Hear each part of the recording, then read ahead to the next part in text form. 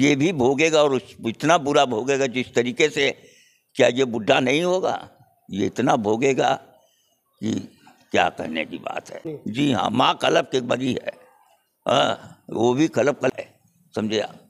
तो इस बच्चों से क्या उम्मीद करें।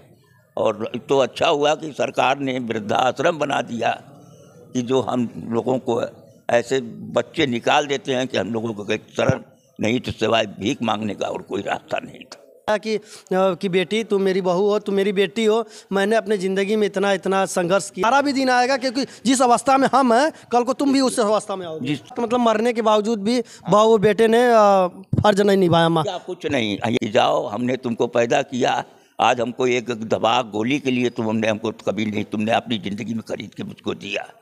और सब गाँव वाले यही कहते थे कि अगर ये नहीं होते तो आपका क्या असर ये लोग किए होते। भी कलप के मरी तो वो भी भोगेगा तब। नमस्कार, मैं मनीष कुमार, आप देख रहे हैं एक खबर भारत। तस्वीरों में जिस शख्स को आप देख रहे हैं ज़रा गौर से देखिएगा। ये बुजुर्ग हैं, लेकिन बुजुर्ग के साथ साथ एक पिता हैं, जिस पिता ने अपने बेटे को लाड प्यार से पाला था। आज जो बेटा इन्हें छोड़ गया वृद्धाश्रम में। अभी हम बात करते हैं कि इस वक्त हम सारनाथ वृद्धाश्रम में हैं। वृद्धाश्रम में अब यहाँ पे तमाम ऐसे लोग हैं जो कि सक्षम होने के बावजूद भी वृद्धाश्रम में उनके बेटे छोड़ जाते हैं। हर लोग का अपना अपना कहानी होता है।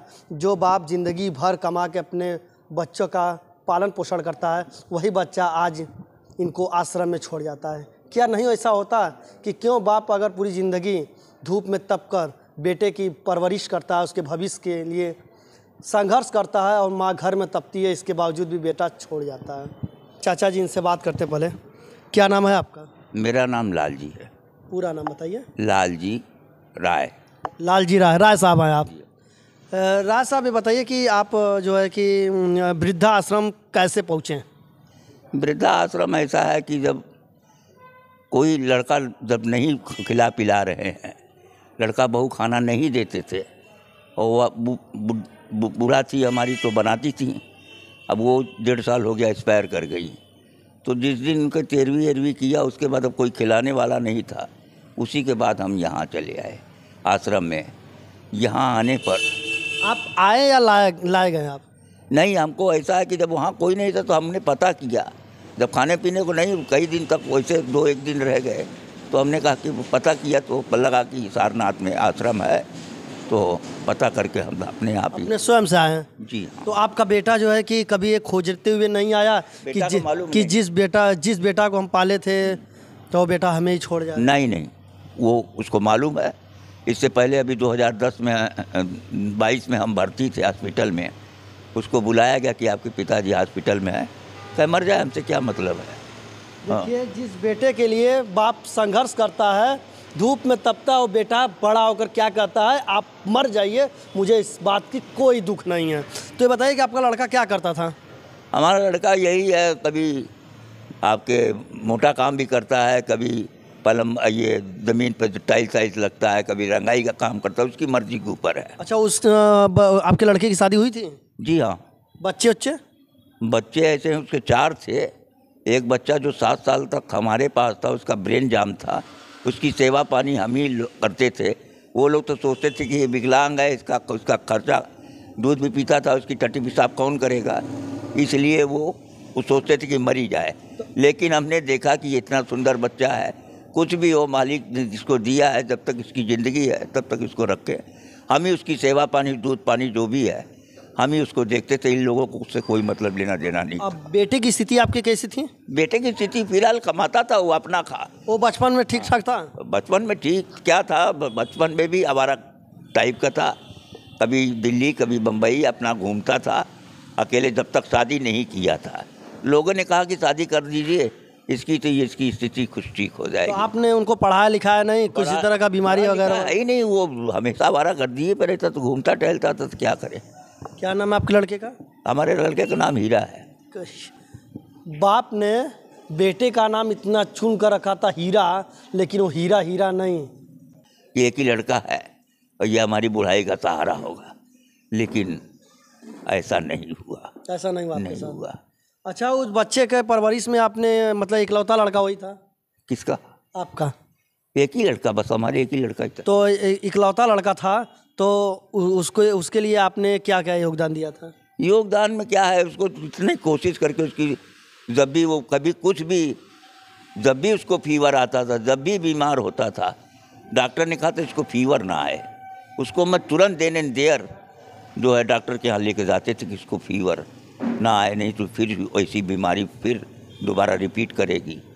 लेकिन हम उसको जहाँ भी कुछ था वैसे भी किसी लोगों का कुछ भी पैसा कौड़ी जब आउट ऑफ सेंस था तो लेके चला जाता था, उसको भी मैं भरपाई करता था। किसी का ले गया 1500 ले भी गया तो उसको भी मुझको देना पड़ता था, लेकिन आदत उसकी सुधर नहीं रही थी। देख लीजिए, पिता हैं, सबसे बड़ी बात है कि बेटे का भी परवरिश किए, पोते का भी परवरिश किए, और जबकि माँ बाप चाहते थे कि मेरा बेटा मर जाए, इसलिए मर जाए कि उसके वो रोग से ग्रसित था, वो रोग का इलाज नहीं कराए, और दादाजी ने उनको पाला, और आज वही बहू और बेटे मिलकर दादाजी को नहीं पाल रहे हैं। मतलब आपको कभी ऐसा नहीं लगता कि कभी कभी बहुत दुख होता है कि सारा जिंदगी में कहाँ आगे फंस गए? तो ऐसे नहीं लगता कि हमारे पास भी दुनिया थी? नहीं है। देखिए, अगर हमको किसी प्रकार की इस आश्रम में तकलीफ होती तब तो हमको सोचना पड़ता। लास्ट ऑप्शन आपके लिए आश्रम था ना, लास्ट ऑप्शन है ना। पहले तो आपका परिवार था ना, तो परिवार के से बिछड़ने का गम नहीं रहा आपको? परिवार से देखिए, ऐसा है कि जब परिवार से बिछड़ने का तो सबको गम होता है, ऐसी तो कोई बात नहीं कि जो अपना औलाद या अपने बच्चे को नहीं याद करता।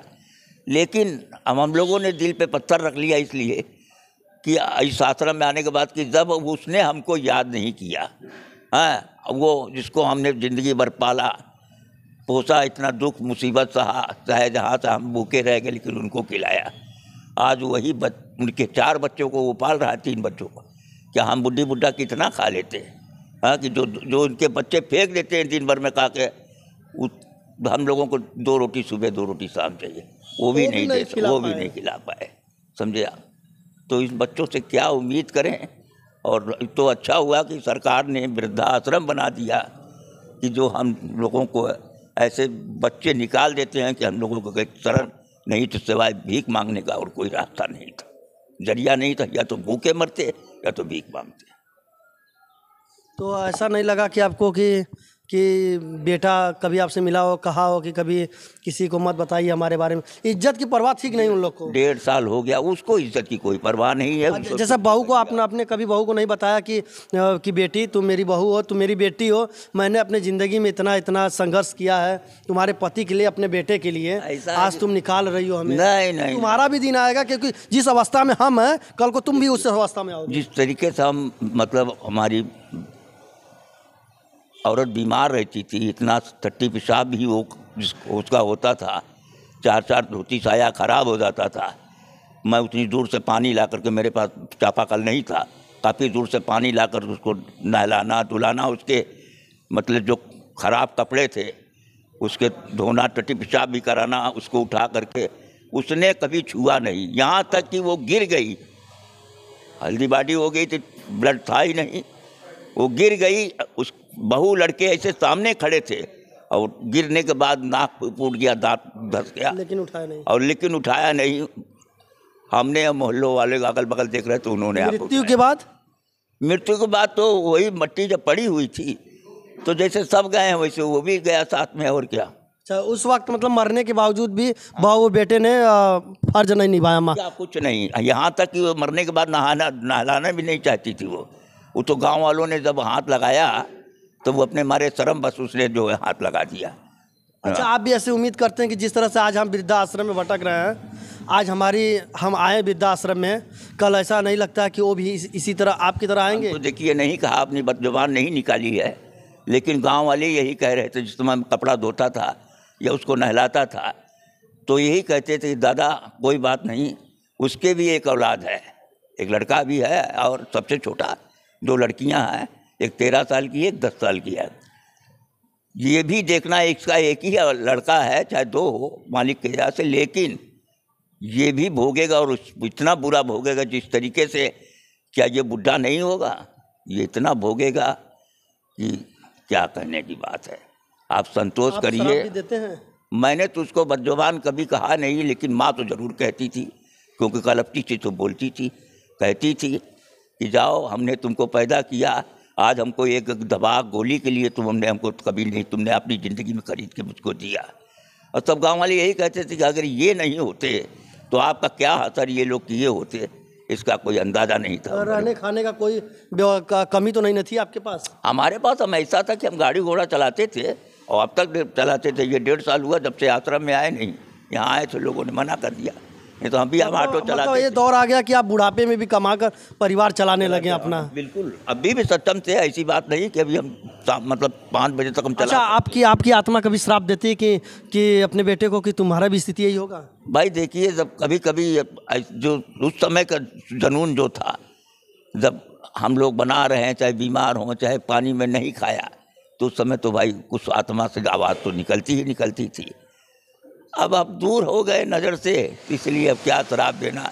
वो भगवान मालिक के ऊपर भरोसा जो किया है, यही है कि वो भोगेगा, वो भी भोगेगा, जैसी करनी वैसा फल भोगेगा, वैसा भरनी। जी हाँ, माँ कलप के मरी है, वो भी कलप कलप के मरी तो वो भी भोगेगा। सब गांव वाले यही कहते थे, इससे बुरी दशा इसकी होगी। आप देखो, अभी देखिए हम वृद्धा आश्रम पहुँचे हैं सारनाथ में।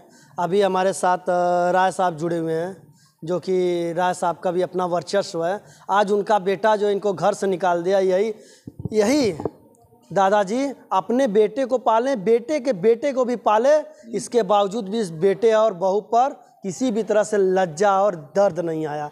आज ये आश्रम में है, लेकिन इनकी आत्मा ज़रूर रो रही है। और इनके भी बेटे आएंगे, इस आश्रम में ना आए तो कहीं ना कहीं ज़रूर किसी आश्रम में आएंगे, क्योंकि आप देख सकते हैं जिस तरह से माँ बाप कलपते हैं ना, तो पहाड़ों में भी दरार आ जाती है। माँ बाप के साथ ऐसा करना चाहिए। जो करते होंगे क्या खुश होंगे?